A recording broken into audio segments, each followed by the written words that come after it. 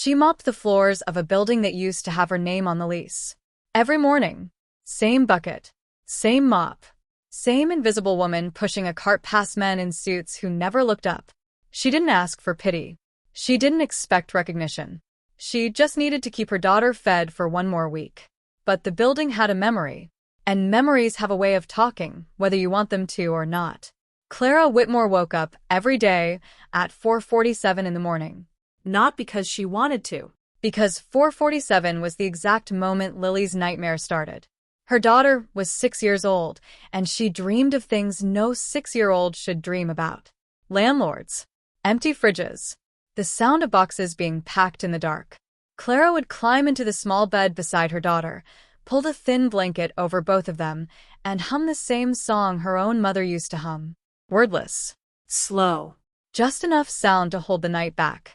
By 5:15, she was dressed. By 5:30, she was on the bus. By 6 o'clock, she was inside Vantage Tower, the most expensive building in the city, on her knees, scrubbing someone else's marble floor. Vantage Tower was the headquarters of Cole Enterprises. 42 floors of glass and steel and decisions that shaped entire industries. Ethan Cole ran it the way he ran everything, with precision, with distance, and with a complete inability to see anything that wasn't directly relevant to his bottom line. He arrived every morning at exactly 8 a.m. in a black car with tinted windows. He walked through the lobby without looking left or right. He stepped into the private elevator with his phone already in his hand. He hadn't looked at the lobby cleaning staff once in 3 years. Not once. Clara had a system. She knew which floors were cleaned when. She knew which conference rooms were used on which days. She knew that the 38th floor boardroom, the one with the floor-to-ceiling windows and the oval mahogany table, was always empty on Tuesday mornings until 9:15, which gave her exactly 75 minutes. She used 60 of them to clean. She used the other 15 to sit at the head of that table. Not because she was delusional, because she needed to remember who she used to be. 3 years ago, Clara Whitmore didn't push a mop. She pushed ideas. She was the co-founder of Meridian Analytics, a data intelligence firm she built from a kitchen table and a second-hand laptop while Lily slept in a drawer lined with sweaters because they couldn't afford a crib. The company grew. Fast. Too fast for the wrong people to ignore. When Meridian was valued at $40 million, a larger firm came with an offer. A partnership. A merger. A handshake that looked like opportunity but felt, even then, slightly wrong. Clara signed anyway. Because Lily needed health insurance. Because the drawer wasn't a crib. Because sometimes survival looks like surrender, and you can't always tell the difference in the moment. The merger partner was Cole Enterprises. And the man who signed on behalf of Cole Enterprises, who shook her hand across a conference table and smiled like he was doing her a favor, was Ethan Cole. He didn't read the full agreement. His lawyers did. And buried in page 47, in language that required 3 readings and a law degree to untangle, was a clause that transferred intellectual property rights upon company dissolution to the acquiring entity. Meridian dissolved 8 months later. Not because it failed. Because it was made to fail. Clara lost everything. Her company, her savings, her apartment. And Daniel Park, her CFO, her friend of 6 years, had known. He'd known and said nothing. She didn't go to the press. She didn't go to a lawyer she couldn't afford. She went home, sat on the bathroom floor with the door locked so Lily wouldn't hear, and cried until there was nothing left. Then she washed her face, put on the only clothes she had that were still clean, and went to find work. Any work. The cleaning agency called back first. For 3 years she cleaned. She cleaned offices and conference rooms and lobbies and bathrooms. She cleaned floors that her algorithms had once been installed on. She wiped down desks where decisions powered by her intellectual property were made every single day. Nobody knew. The cleaning staff doesn't get introductions. The cleaning staff doesn't get eye contact. The cleaning staff gets a schedule, a cart, and a time slot between other people's importance. Clara became invisible by necessity. And invisible, she learned, is actually quite useful. It was a Thursday in March when everything began to unravel. Not because Clara did anything different, Because Lily got sick. Not seriously. Not dangerously. Just the kind of sick that requires a parent to stay home. And Clara had already used every emergency day she was allowed, and her supervisor had already made it very clear that one more absence would mean termination. So Clara did what she'd been doing for 3 years. She made the impossible work. She brought Lily to work. She set Lily up in the supply closet on the 4th floor. A folded blanket on the floor. A granola bar. A small tablet with headphones and 3 downloaded episodes of her favorite cartoon. Stay here, baby. Don't open the door unless it's Mama. What if I have to use the bathroom? You know where it is. 3rd door on the left. Go and come straight back. Mama? Yes. Are you going to get in trouble? No. She lied so easily because she'd had practice. The 38th floor boardroom was not empty that Tuesday. Ethan Cole had called an emergency meeting. Something had gone wrong, badly wrong, with the firm's proprietary analytics system. The one his team had spent 18 months building. The one that was supposed to revolutionize how Cole Enterprises tracked market intelligence. It wasn't working. Not partially. Completely. And the board presentation was in 6 days. Every senior engineer in the building had looked at it. Nobody could find the error. Clara was cleaning the hallway outside the boardroom when she heard it. Not eavesdropping. Just present. Invisible as always. She heard Ethan's voice, sharp, frustrated, controlled in the way of a man who has never allowed himself to fully lose control in public. The error is in the aggregation layer. Whoever built this didn't account for time zone variance in the raw data pipeline. It's pulling duplicates across every UTC offset and treating them as unique entries. She said it quietly, to herself, under her breath. But the door was open. One of the junior engineers heard her. He stepped into the hallway, looked at her, really looked, which almost nobody did. What did you just say? Clara hesitated. 3 years of invisibility is a hard habit to break. Nothing. Sorry. I'll move down the hall. No, what did you say? About the aggregation layer? She looked at him. He was young, maybe 25. The kind of young that hasn't learned yet to dismiss people based on what they're wearing. She said it again. Clearly this time. He went back inside.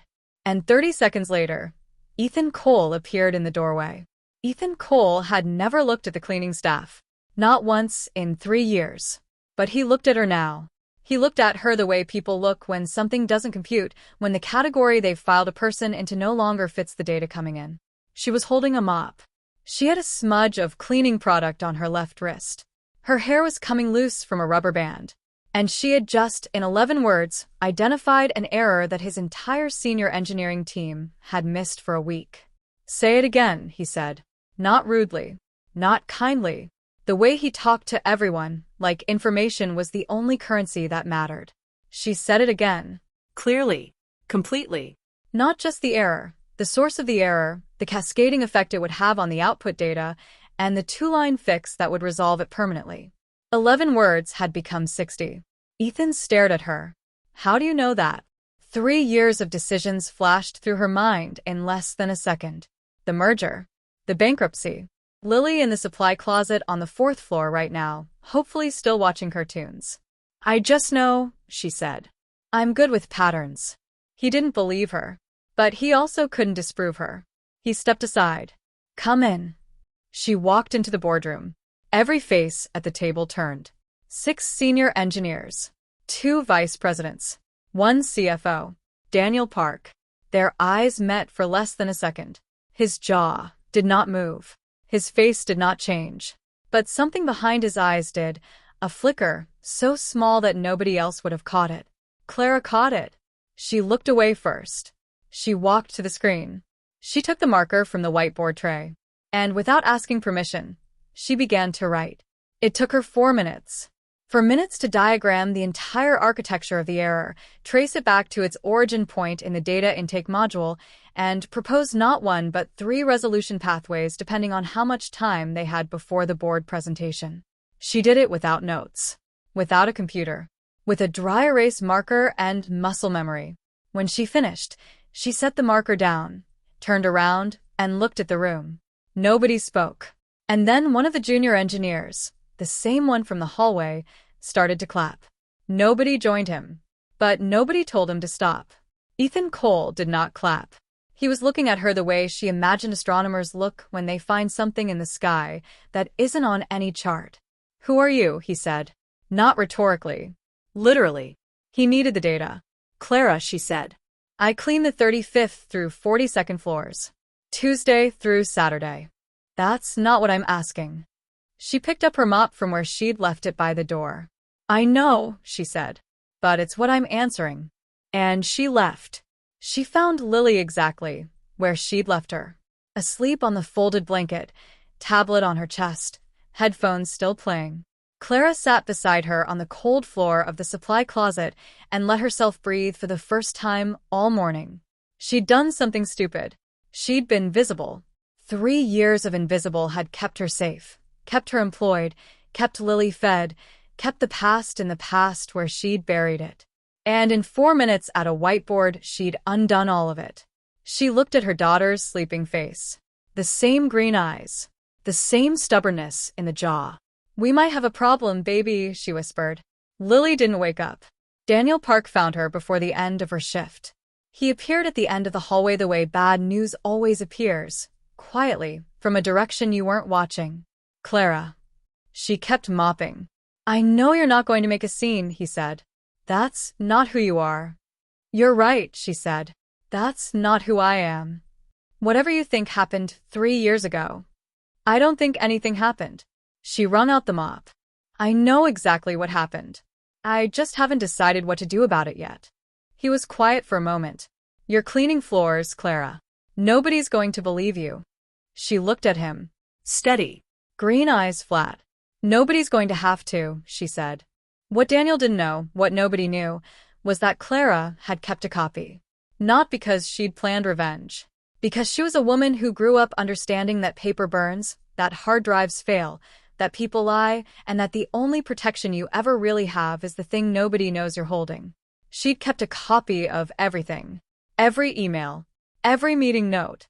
Every version of the algorithm she'd built. Every communication between Daniel and Cole Enterprises that had taken place in the 8 months before Meridian collapsed. It was on a drive the size of her thumb, inside the lining of a bag she'd been carrying for 3 years. It had moved with her from apartment to apartment. It had survived 2 evictions and 1 break-in. She'd been waiting. Not for revenge. For the right moment. For a moment when someone who had the power to do something about it was actually paying attention. Ethan Cole had not slept well. This was not unusual. He hadn't slept well in about 4 years, which coincided exactly with the period in which he'd taken his company from $2 billion to $11 billion in market value and traded his marriage, 2 friendships, and apparently his ability to notice human beings in exchange. But tonight was different. Tonight, he kept seeing the boardroom, the whiteboard. The woman in the cleaning uniform drawing data architecture with the casual fluency of someone who'd been doing it for years. He pulled her employment file from HR at 11:47 p.m. Clara Whitmore. Prior employer, self-employed. Education, listed as incomplete. References, a temp agency. That was all. He closed the file and stared at the ceiling. Self-employed, he said to the dark. He found her at 6:14 the next morning. Same hallway. Same cart. Same gray uniform. "I want to talk to you. I'm working. I'll rearrange your schedule." "You don't have that authority. My supervisor does." He stared at her. She was right. He ran a company with 4,000 employees, and he did not have the administrative access to change a cleaning contractor's daily schedule. He'd never needed to before. "Then I'll talk to your supervisor." "And say what?" She looked up at him. "That you need the cleaning lady moved to a different time slot because you want to ask her about data architecture?" He said nothing. "Mr. Cole," she said, and the way she said his name, measured, deliberate, like someone who'd said it before in a very different context, made something shift in his chest. "I'll be on break at 10:15. 4th floor kitchen. I'll have 15 minutes. She arrived at 10:15 exactly. He was already there, which told her something. He'd been early, which meant he'd been waiting, which meant this mattered to him more than he'd let show in the hallway. She poured herself coffee from the communal pot. She did not offer him any. He had his own in a ceramic mug that probably cost more than her weekly grocery budget. She sat down across from him at the small staff table. "What do you want to know?" she said. "Everything." "That's not a question. Where did you learn analytics architecture at that level?" She wrapped both hands around her cup. "I built a company," she said. "A data intelligence firm. I ran it for 4 years." "What happened to it?" A pause. "It was acquired," she said, "and then dissolved." He leaned forward. Something in his face changed. What was the company called? Meridian Analytics. The name landed like a stone in still water. Ethan Cole was not a man who showed much on his face. He'd spent 20 years training himself out of visible reactions. But Meridian Analytics. He knew that name. Not because he'd studied it. Not because he'd been involved in the acquisition personally, that had been handled by his legal team, by his CFO, by the layers of structure that exist between a CEO and the decisions made in his name. But he knew the name because 6 months ago, his mother had said it. At dinner. Casually. Almost in passing. There was a company called Meridian. The acquisition was messier than Daniel let on. "You should look into it when you have time." He hadn't. He'd had an IPO to manage and a quarterly report due, and he hadn't looked into it. He looked at the woman across from him now. "Meridian Analytics," he repeated slowly. "You were the founder." "I was." He didn't say he was sorry. She didn't expect him to. What she didn't expect was what he said instead. "My mother told me to look into it." Clara set her coffee down. "Your mother?" "Margaret Cole. She was on the board at the time of the acquisition. She retired 18 months ago. She told me there were irregularities in the Meridian deal. I didn't follow up." "Why not?" He was quiet for a moment. "Because I trusted Daniel." The word trust, coming out of his mouth in that tone, hollow, past tense, told her everything she needed to know about how this was going to go. She reached into her bag. She placed the drive on the table between them. "Then it's time to stop," she said. What was on that drive took Ethan's legal team 4 days to fully process. In that time, Clara continued her shifts. She showed up. She cleaned. She was invisible. On the 5th day, she arrived at work and found a different kind of envelope in her locker. Not a termination notice. Not a legal threat from Daniel's lawyers, which she'd half expected. A handwritten note on Cole Enterprises letterhead. "My office. 9 a.m. Not as a cleaner. E. Cole." She read it twice. She folded it carefully. She placed it back in her locker. Then she went to find Lily's cartoon tablet in her bag and made sure it was charged. Because wherever this was going, Lily was coming too. She arrived at the 42nd floor at 9 a.m. Not in her uniform. She'd borrowed a blazer from her neighbor. Dark blue. Slightly too large in the shoulders. She'd pressed it the night before with an iron that took 8 minutes to heat up. Her hair was down. A thin gold necklace at her throat. The only piece of jewelry she'd kept through everything. She looked like who she used to be. Not quite. The shoes were wrong. The bag was wrong. But the eyes were right. The assistant outside Ethan's office looked at her shoes, made a calculation, and said nothing. She was expected. Margaret Cole was already in the room. Clara stopped at the door. She recognized her, not from having met her, but from photographs, board meeting reports, press coverage from 3 years ago. The woman had been a fixture of Cole Enterprises for 3 decades. And she was looking at Clara with an expression that wasn't surprise. It was relief. "I hoped it was you," Margaret said. When Ethan described the woman in the hallway, the cleaning uniform, the whiteboard, "I hoped it was you. You know who I am? I know what was done to you." Margaret's voice was even. "I've known for 2 years. I couldn't prove it without the documentation. And you are the only one who had it." Clara looked between Margaret and Ethan. "You were waiting for me to surface," she said. Margaret nodded. "We were waiting for you to be ready," she said. Daniel Park resigned that afternoon. He had no choice. The documentation on that drive was not just enough to prove fraud. It was enough to trigger a full SEC investigation, clawback of compensation, and personal liability that no lawyer on his payroll could make disappear. He left the building at 3:47 p.m. with a cardboard box.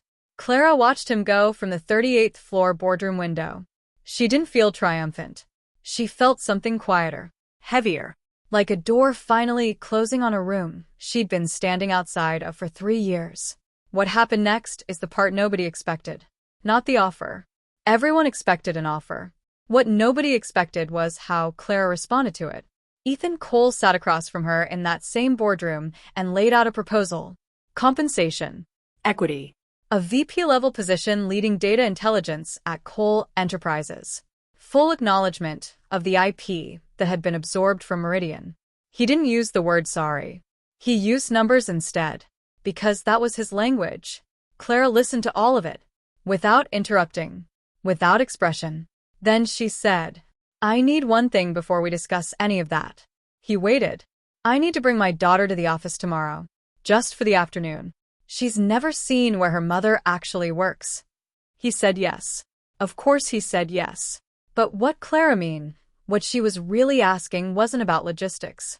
She wanted Lily to see her in that room, behind that table, in that chair. Not the chair she sat in alone at 7 a.m. when she thought nobody was watching. The chair where she belonged. Lily looked at the city from the 42nd floor. "Mama," she said, "you can see everything from up here." "I know. Did you used to work up here?" Clara looked at her daughter. Green eyes. Curly hair. Beauty mark on the left cheek. "I'm going to," she said. "Starting next week." Lily thought about this. "Can I come back?" "Whenever you want. Even if I'm not sick?" Clara laughed. It surprised her, the fullness of it, the realness of it. "Especially then," she said. 6 months later, Clara Whitmore was the Chief Data Officer of Cole Enterprises. She had an office on the 40th floor, a team of 11. A salary that meant she could pay Lily's school fees for the next decade and still have enough left to replace the iron that took 8 minutes to heat up. She kept the borrowed blazer. Cleaned it. Had it tailored properly. Wore it on her first day. Her neighbor cried when she found out. Clara hadn't told her why she needed the blazer that day, only that it mattered.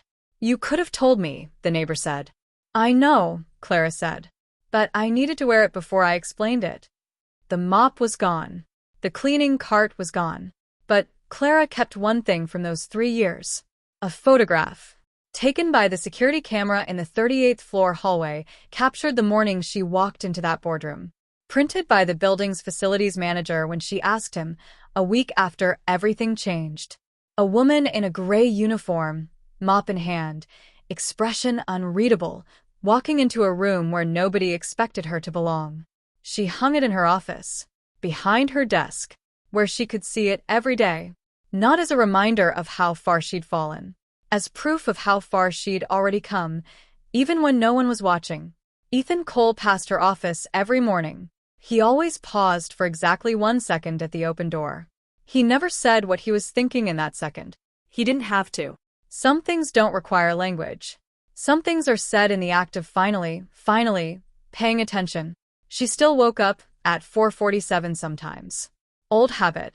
The body doesn't immediately believe the good news. But now when she woke, Lily wasn't having nightmares about empty fridges. She was dreaming about the view from the 42nd floor, about the city you can see when someone finally stops blocking your light. There are women in every building you walk into today, pushing carts, cleaning floors, holding the whole system together with their hands. Some of them are who you think they are, and some of them built the room you're standing in. The difference between those two things is whether or not you bother to look.